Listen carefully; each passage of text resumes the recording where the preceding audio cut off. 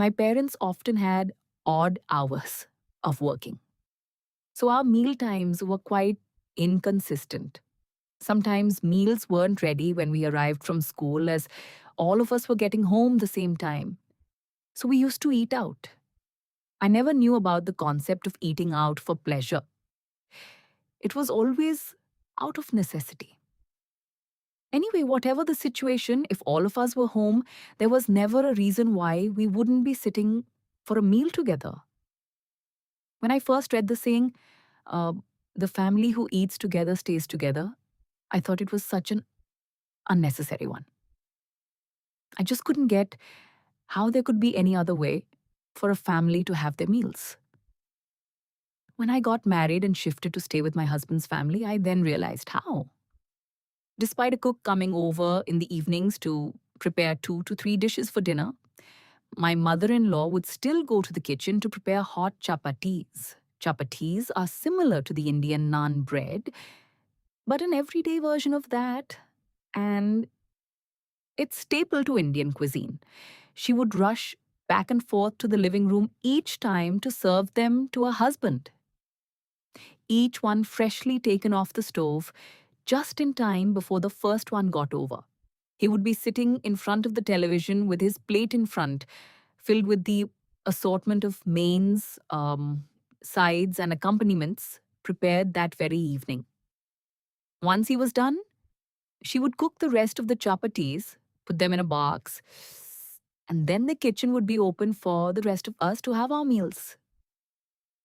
The act of serving the freshest meal to the head of the family was so important that it surpassed the importance of having a meal together as a family.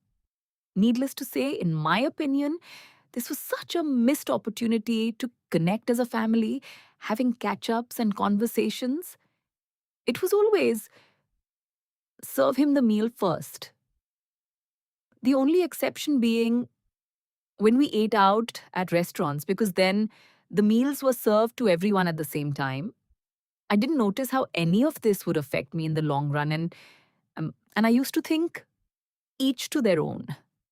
Fast forward, when we now have a family of our own, the one thing I was sure on was not to have a television in the dining room so we could converse and share laughs during meal times. That was a non negotiable for me. Unfortunately, the way it turned out is that we now share meals as a family on lunches during weekends, because in the evenings on the weekdays, my husband would prefer to watch TV while enjoying his meal. This would usually be after my daughter has gone to bed, just so she is not getting screen time that can easily be avoided. I appreciate that at least this boundary is well respected. I have tried explaining to my husband many times how important it is for me to have our meals together as a family, but he just doesn't get it. So he adjusts to the bare minimum, giving us company for a couple of meals in a week. But the rest, it's just me and my daughter having our meals together. For him, it's just a meal. For me, it's an opportunity to connect with your own family. This simple act has been so foundational to how I connect with my husband. To me, it clearly shows his priorities and that he takes us for granted. On the other hand, I realize that habits are formed and ingrained so early on. So I now am even more determined not to let my daughter have meals in front of a television or anything else that distracts from a conversation with real people.